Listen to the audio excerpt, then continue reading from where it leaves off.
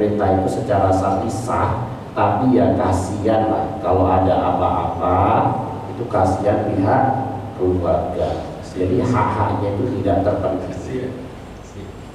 Ya, menurut saya sebaiknya terus terang kepada istri yang pertama. Dan istri yang pertama ya sebaiknya kalau suaminya memang jabatannya tinggi dan dia adil, baik, dikasih izin lah kan, jangan dilarang-larang. Jangan dilarang ya kan, daripada mohon maaf maksiat kan. Tapi gimana Pak Ustadz, masa ngasih izin suami nikah lagi beratnya? Kalau suaminya memang benar-benar darurat pengen nikah lagi, kan nggak semuanya toh, harus dibincangkanlah dengan baik kepada pihak istri pertama kan. Pasti ada solusinya lah. Ketika dia mengalah, bersabar itu masya Allah pahalanya sangat besar. Yang penting diwanti-wanti suaminya harus adil. Jangan sampai seperti tadi, ketika menikah tiba-tiba datang anak ini, kok saya anaknya bapak ini dari istri ini, datang lagi, saya anaknya bapak ini dari istri ini, sampai empat. Nah kasihan juga kan, jadi kaget ya, merasa tertipu kan, lebih baik terus terang dari Nah, ngasih taunya sebelum nikah apa sesudah nikah? Ya lebih baiknya sebelum nikah. Tanya yang lain. Tapi kalau sesudah nikah ngasih tahu ya nggak apa-apa, dia harus terima konsekuensinya, diomelin sama istrinya. Allah sobat. Alhamdulillah, tapi di sini alhamdulillah nggak ada yang berani. Baik, ada yang lain mungkin. Pak Omar lagi. Gantian tuh. Jadi Pak, pertanyaan saya. Iya. Setelah proses lamaran, batas waktunya berapa lama?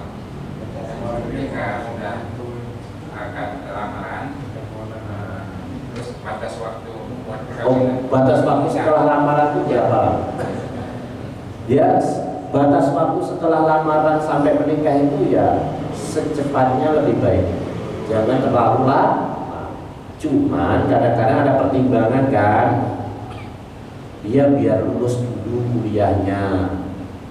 Karena kalau belum lulus langsung nikah takutnya nggak konsen. Ya. Tapi kalau nggak segera dilamar takutnya diambil oleh orang lain.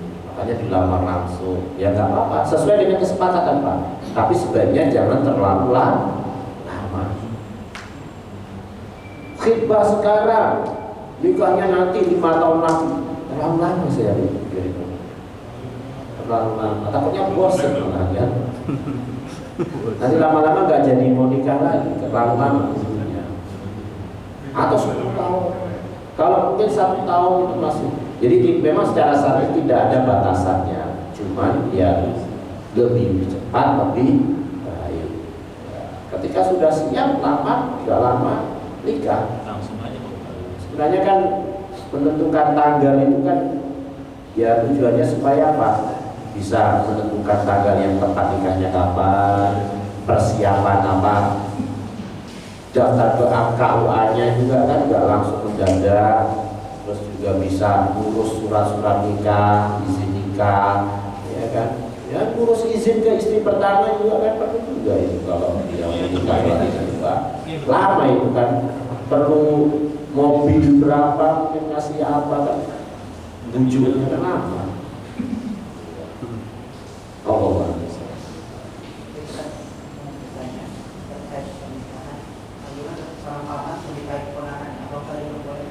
Paman nikahin ponakan, gimana contohnya dulu? Ada kadang-kadang orang itu dianggap ponakan padahal bukan ponakan loh. Contohnya gini, seorang laki-laki nikah dengan seorang wanita. Seorang wanita ini punya ponakan, iya kan? Ini sebenarnya bukan ponakan dari wanita, bukan ponakan dari laki-laki ini, tapi ponakannya wanita ini. Mahram bukan, boleh nikah bukan, boleh, tapi nggak boleh ketika itu. Karena kalau dia nikah ketika itu sama saja menggabungkan antara seorang wanita dan keponakannya, menggabungkan antara seorang wanita dengan bibinya, itu nggak boleh. Seperti mana ketika seorang laki-laki menikah dengan seorang wanita, di waktu yang sama dia nikah juga dengan anak, apa bukan anaknya, nikah dengan saudaranya, kakak adik, kecuali turun aja, ini sudah dicerai. Seperti itu tadi juga sama, ketika wanita ini sudah dicerai, dia boleh nikahi ponakannya ini, ponakan wanita ya. Tapi kalau itu ponakannya laki-laki yang benar memang ponakan dia, ya nggak boleh dinikahi, itu kan mahramnya. Misalnya wanita ini adalah anak dari saudaranya laki-laki ini, itu nggak boleh. Jadi kalau nikah, ya nggak sah lah, dosa besar itu menikahi mahramnya. Jadi kalau yang ini namanya mahram mu'abbad. Mu'abbad itu apa? Selamanya. Kalau ini mu'aqqad, temporary. Ketika dia diceraikan wanita ini oleh laki-laki ini, ponakannya boleh dinikahi.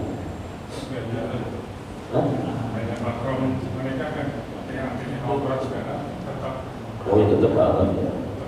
Tetap banget. Hanya tidak boleh dinikahi secara sementara, tapi bukan mahram dalam artian ini. Mahram dalam pernikahan saja. Iya, silakan. Jadi kalau nikah lagi harus adil gitu. Iya. Adilnya itu gimana sih, Ustaz? Apakah harus diberikan materi yang sama atau seperti apa itu? Ya kayaknya mau ya. Pertama, dari sisi kecintaan itu nggak akan mungkin bisa adil. Walan ta'dilu bainan nisa walau harustum. Kalian tidak akan bisa adil di antara wanita walaupun kalian bersungguh-sungguh, kata Allah Ta'ala. Ini artinya adil dalam kecintaan. Seperti Nabi SAW dari istri-istri beliau lebih mencintai Khadijah dan Aisyah radhiyallahu anha. Tapi tetap harus berusaha. Jangan berarti kemudian yang ini dicintai, yang ini dibenci, nggak boleh. Kan sama-sama dicintai, cuma tingkat kecintaannya berbeda, sudah memang begitu. Tapi dari sisi materi, dari sisi jatah bermalam harus adil. Dari sisi jatah bermalam harus sama. Dari sisi jatah materi, nafkah, adil itu sesuai dengan kebutuhan. Tentu nggak sama dong istri pertama yang anaknya berapa dengan istri yang kedua yang belum punya anak. Masa nafkahnya sama? Iya kan? Atau mungkin begini, istri yang pertama ditempatkan di rumah sendiri, istri yang kedua di rumah kontrakan, itu adil nggak? Adil. Yang penting kan tempat tinggal. Sedangkan dia ditempati, istri pertama itu tetap milik suaminya, bukan milik istrinya, ya kan? Paham maksud saya? Jadi yang ditempati oleh istri pertama itu rumahnya sendiri, tapi kalau dia belum punya rumah lagi, dia kontrak.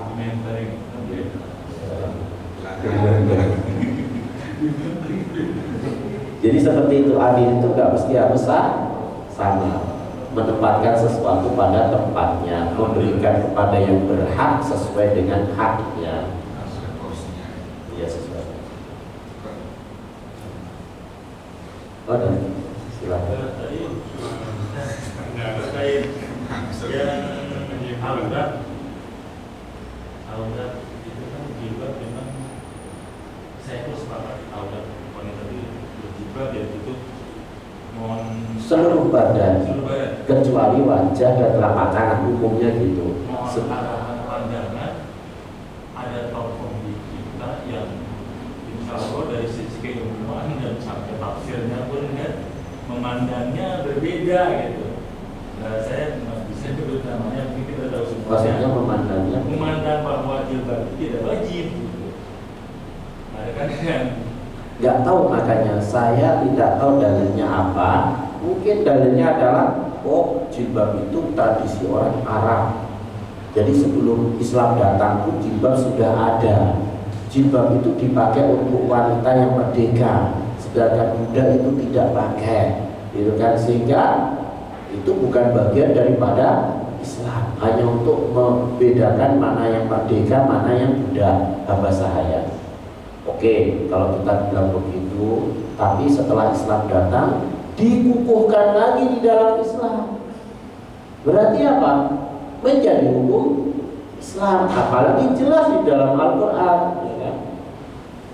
Ya ayuhan nabiyyu, wahai nabi, qul li azwajika, katakanlah kepada istri-istrinya, wa banatika, dan anak-anak perempuanmu, wa nisa'il mu'minin, dan wanita-wanita yang beriman. Apa itu? Yudnina alaihina min jalabihinna, untuk melabuhkan jilbab-jilbab mereka. Jadi yang diperintahkan bukan hanya berjilbab, tapi melabuhkan. Melabuhkan itu apa Pak? Memanjangkan supaya menutup dada, bukan jilbab tapi pendek. Jadi yang diperintahkan di Quran itu bukan hanya memerintahkan berjilbab, tapi lebih dari itu, melabuhkan. Jadi itu jelas, walaupun itu dulu awalnya adalah tradisi jahiliyah misalnya kan, sebelum Islam datang, tapi ketika Islam datang dikukuhkan dalam Islam menjadi hukum Islam. Banyak hal-hal yang lain seperti itu. Contoh puasa, dulu sebelumnya juga ada puasa Asyura, sebelum Islam juga ada, tapi setelah datang Islam dikukuhkan lagi. Cuma bedanya tidak lagi wajib, menjadi sunnah karena datang kewajiban puasa Ramadan, ya. Jadi kalau dilihat pendapat seperti itu sudah jelas sekali menyelisih para ulama, bahkan bisa dibilang menyelisih syariat. Ya kan? Gak ada ulama 4 mazhab ataupun yang mengatakan boleh tidak menutup aurat, artinya boleh tidak berjilbab. Baik. Baik, mungkin ini terakhir sebelumnya sebelum kita tutup mohon doa. Terima kasih. Assalamualaikum warahmatullahi wabarakatuh. Baik, kita tutup dengan doa. Alhamdulillah hamdan katsiran thayyiban mubarakan fihi kama yuhibbu rabbuna wa yarda. Asyhadu an la ilaha illallah wahdahu la syarika lah wa asyhadu anna Muhammadan abduhu wa rasuluh. Allahumma qsim lana min khasyatika ma tahulu bihi bainana wa baina ma'asik, wa min ta'atika ma tuballighuna bihi jannatak, wa min al-yaqin ma tuhawwin bihi 'alaina masa'ibad dunya. Allahumma mati'na bi asma'ina wa absarina wa quwwatina abadan ma ahyaitana, waj'alhu al-waritha minna waj'al tha'rana 'ala man zalamana wansurna 'ala man adana, wa la taj'al musibatana fi dinina, wa la taj'al ad-dunya akbar hammina, wa la mablagha 'ilmina, wa la ila an-nari masirana, wa la tusallit 'alaina man la yakhafuka fina wa la yarhamuna. Allahumma ja'al khaira a'malina khawatimaha waj'al khaira ayyamina yawma liqa'ik. Rabbana atina fid dunya hasanah wa fil akhirati hasanah wa qina adzabannar. Wa sallallahu wa sallam ala Muhammadin wa ala alihi wa ashabihi ajma'in. Wa akhiru da'wana alhamdulillahi rabbil alamin. Subhanakallahumma wa bihamdika asyhadu an la ilaha illa anta astaghfiruka wa atubu ilaik. Assalamualaikum warahmatullahi wabarakatuh. Waalaikumsalam warahmatullahi wabarakatuh.